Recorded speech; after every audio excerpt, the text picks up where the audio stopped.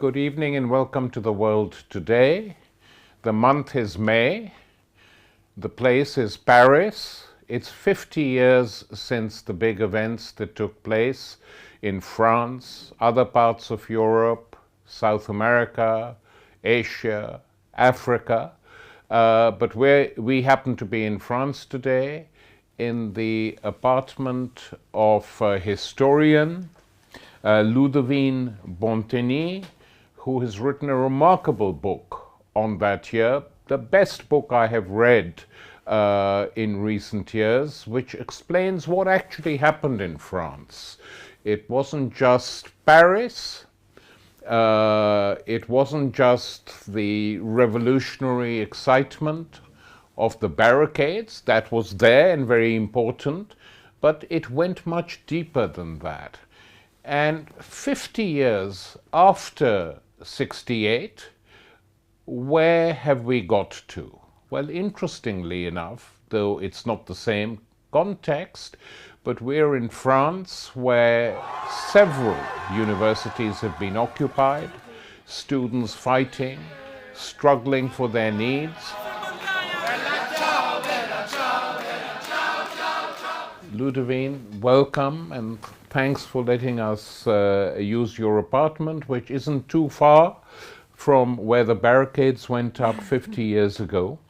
But let's talk about your book, because that's what interests me. The events will come into it.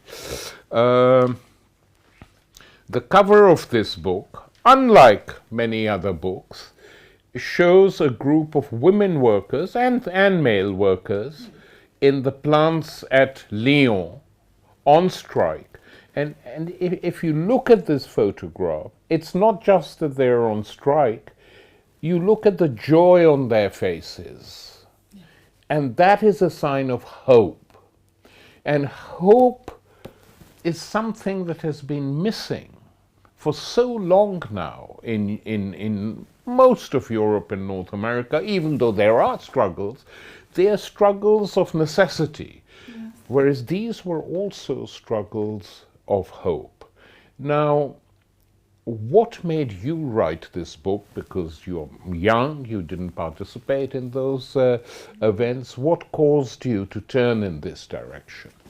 To me, it was very important to come back to this event, so crucial events, because it was a very big strike, a general strike, and I wanted to break with all the cliché on 1968, because there was a very ideological instrumentalization of 1968 because of the fear that something like 1968 could happen one more time, and that's why there were a lot of deformations about the events, because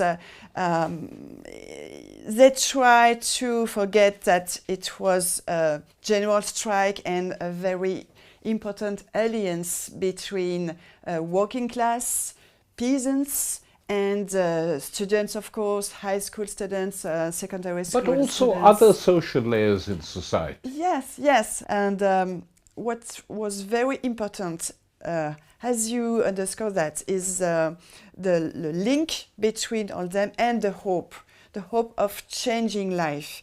And I wanted to scrutinize all the projects which emerged during the events, and not only during the events, but thanks to the strike and thanks to the time which strike offers in order to reflect, to think about other worlds, other political and social worlds. And I wanted to come back to the political imagination, to the creativity, because there is a lot of a lack now today of political imagination.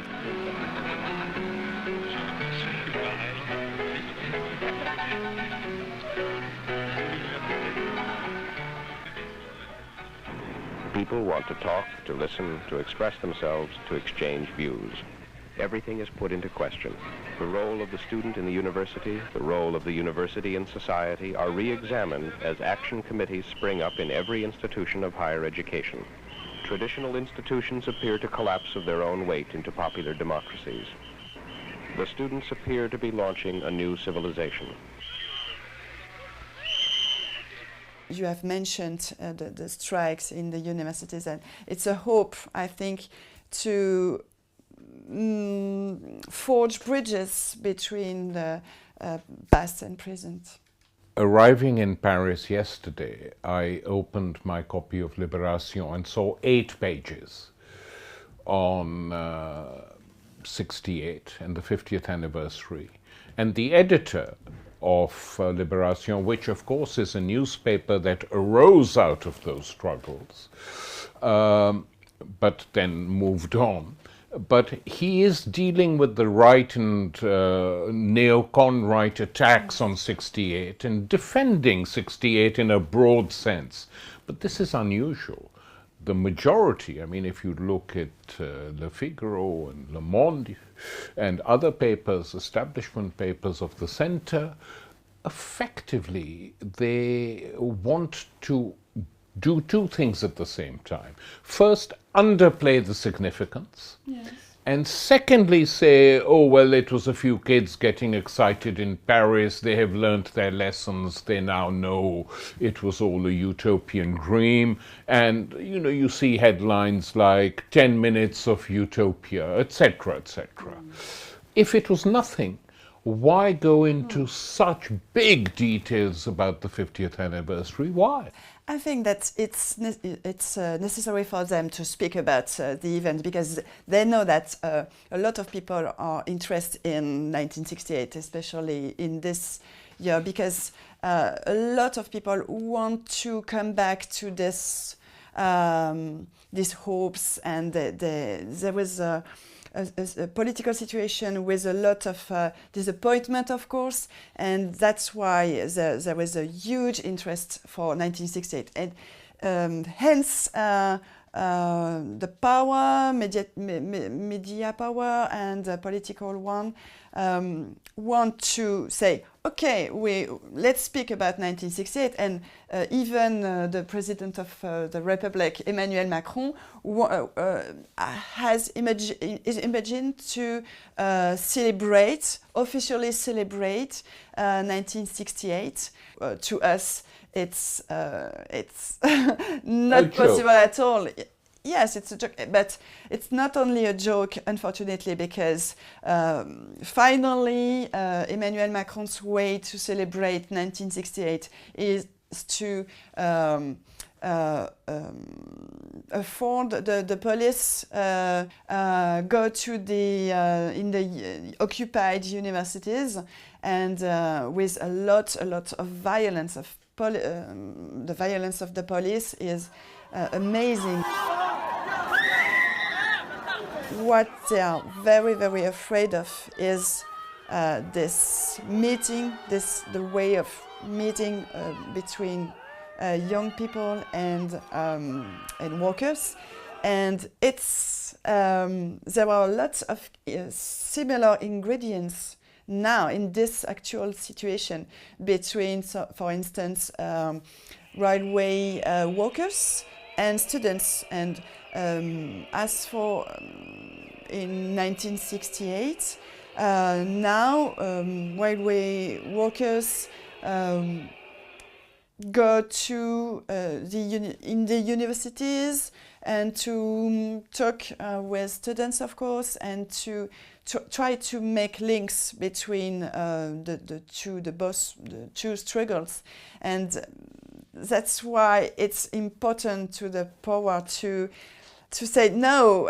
You can see that 1968 provided neoliberalism and individualism, and of course it's very unfair, it's very false. This is the mythology of 68 created by the ruling elites, and the attempt in France is cleverer, because in some other parts of Europe they say it was all nonsense. In Italy, in Germany, they say it led to terrorism. Yes. But in France, they want to confiscate the aspirations of 68 and change them, transform them. No, this is not what it was about. It was really about having fun and sex, and in Britain, it was largely about that, actually. Apart from the big anti-Vietnam War demonstrations, in 68 itself, the most radical thing in the culture, apart from the big demonstrations, was the rock musicians. The rock music was very radical. In France, prior to 68, you had cinema, which was very powerful. Yes. Jean-Luc Godard and his way of making films in those yes. days, anonymously, 3 or 4 people collaborating on a movie, putting the movies out without name. Yes, with Chris Marker too. Chris Marker, of course. Was yeah. a very important filmmaker. Politically, he wanted to give his camera to workers in order for them to make their own film. Yes. But in your book, Ludivine, you give chapter and verse of the strikes that took place, of the nature of the working class movement, of its parties, of what happened. Now, just to remind people watching this who don't know that in May-June 68, the movement led to a situation where France was paralyzed, and it was paralyzed by the largest general strike in the history of capitalism. Never happened before or since. 10 million workers on strike. The workers joined the students in the streets on May 13. Now, to the dismay of union leadership, wildcat occupations of factories, businesses, even government offices spread throughout France. A modern industrial state grinds unbelievably to a halt. Not a token one-day strike is in the past, but an open-ended paralysis. Again, the political demands of a minority of workers, usually younger ones, and the more broadly held economic demands of unions provide the stated goals for the strike. Demands for worker control and the 40-hour week, for participation and higher wages appear side by side.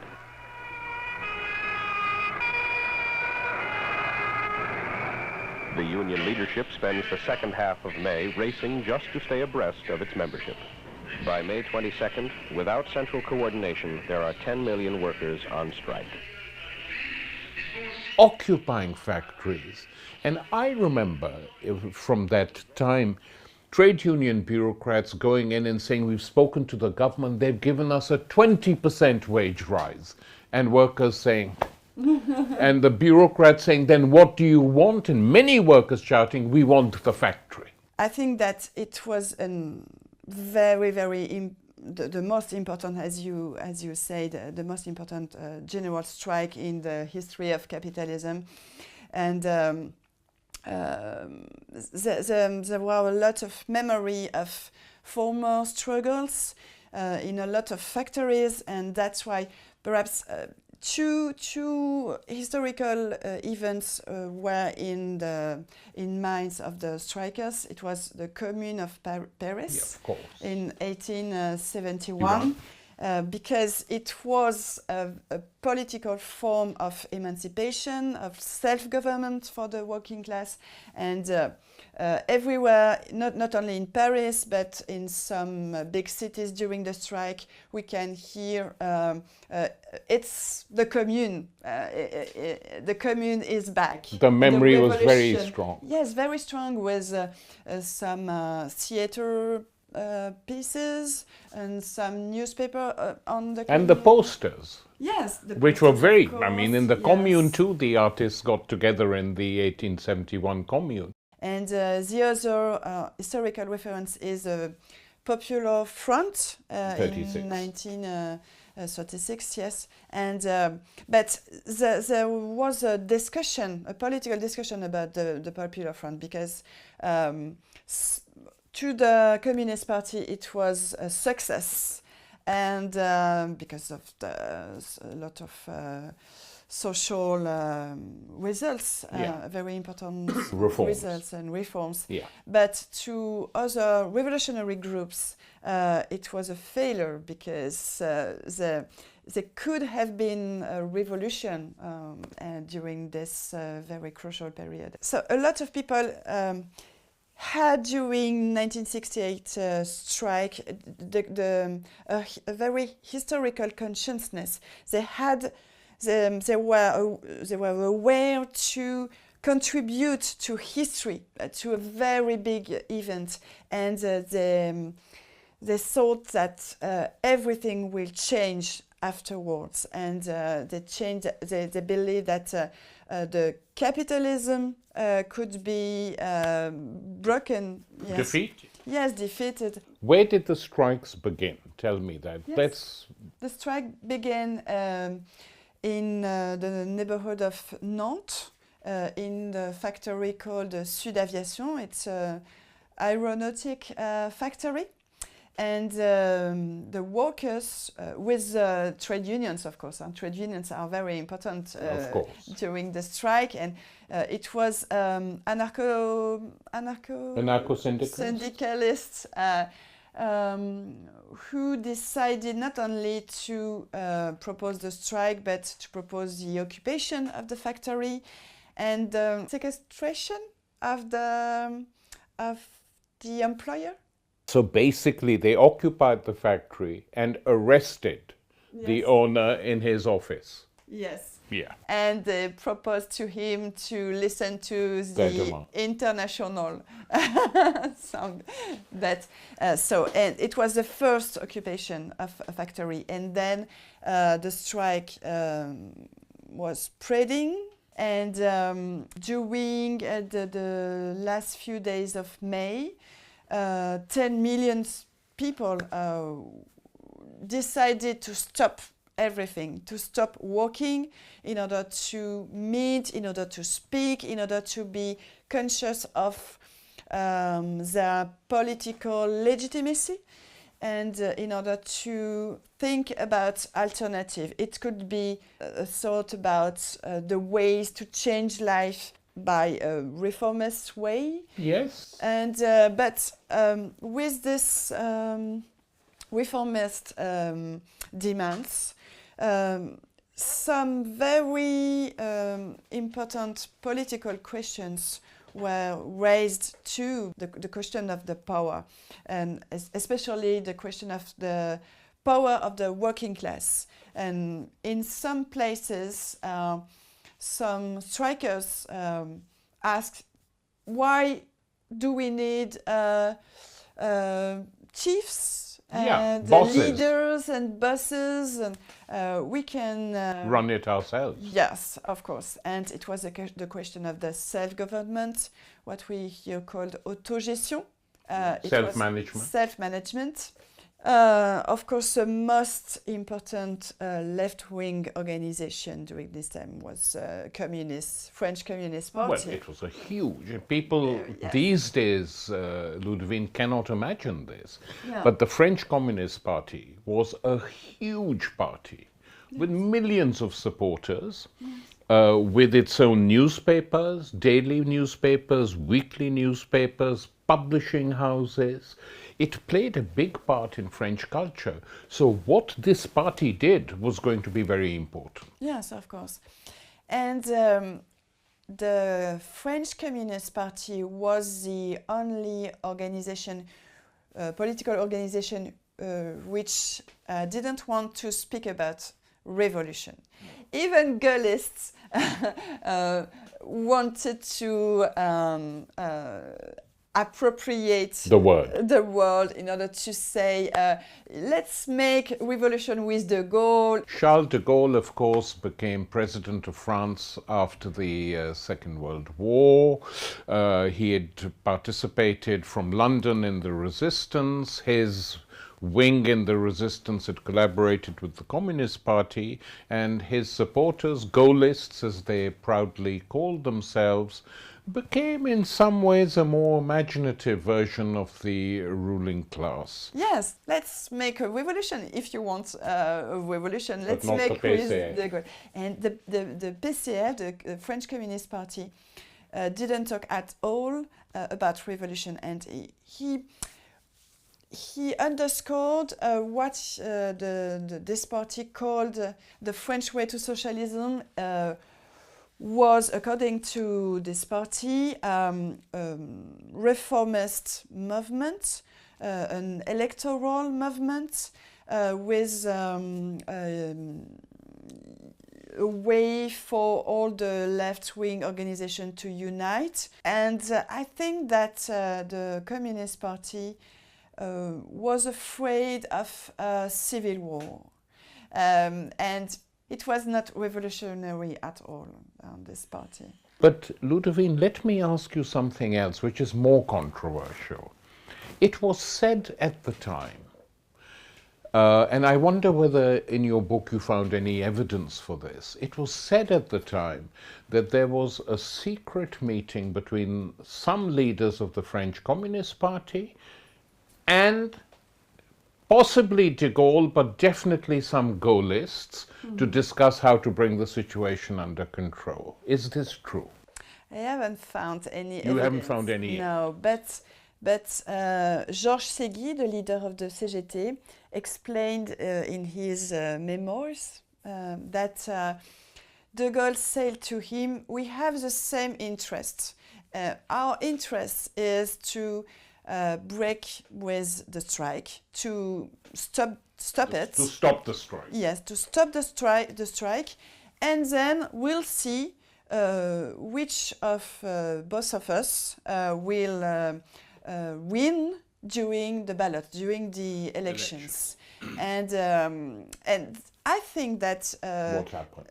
yes, De Gaulle was right, because I think that what he understood in the last days of May, when he flew to Baden-Baden in order to see the General Massu, he understood that the Communist Party didn't want insurrection, rebellion, and he knows that there were geopolitical reasons too, because the Soviet Union didn't want anything like that. Oh no, because we have to remind that it was during these days the spring in Czechoslovakia, Prague spring, yes, with an aspiration, a hope for democratic socialism, and it was very difficult for the Soviet Union to control this situation. It was absolutely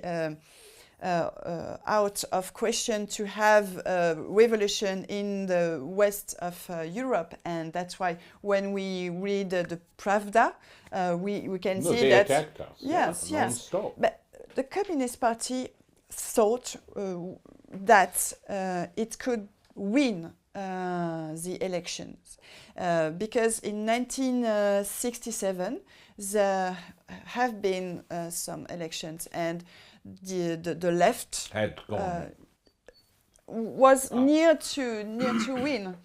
So the Communist Party wanted to participate to the elections and perhaps win them, but perhaps not. But it was not the crucial problem. The crucial problem to them, the Communist Party conceived a huge hatred against all the leaders of revolutionary groups. The ultra-left, as they called them. Yes, because he was afraid, I think, of a Being way outflanked. for workers to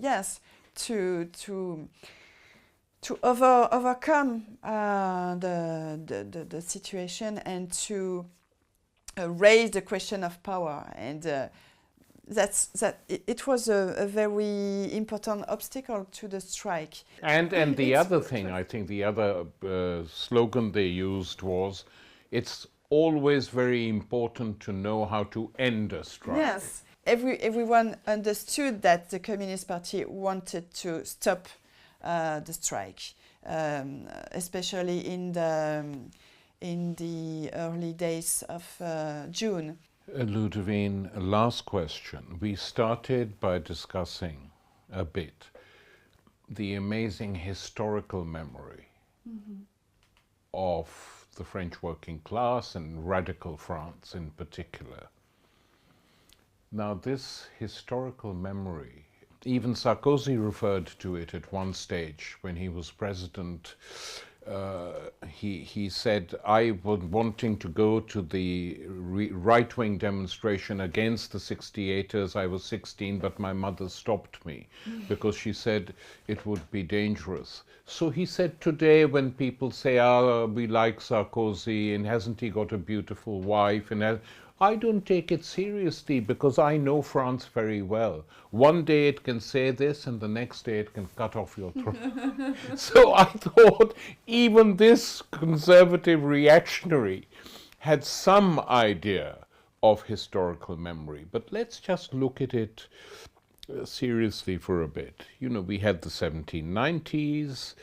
We had a defeat of the most radical wing of the revolution. Napoleon was defeated in 1815. Then you had a long period of calm and peace, not unlike what it's been like recently. Then you had the 1848 revolutions. Then you had 1871.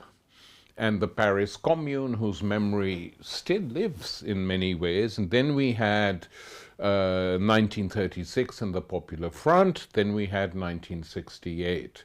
50 years, nothing like that has happened, which is the longest gap, if you like, in revolutionary French history. Do you think, I know the situations have changed completely, I know what's happened, I know the world is a wreck, but do you think that something like that could happen again? Yes, I think so, and I want to hope that that this perspective, because I think that by contrast with the 1980s and the 1990s, there were alternatives. Margaret Thatcher said that there is no alternative, but now I think that especially young people don't want to be resigned, to just accept the status accept and admit that as if it is a natural way of thinking.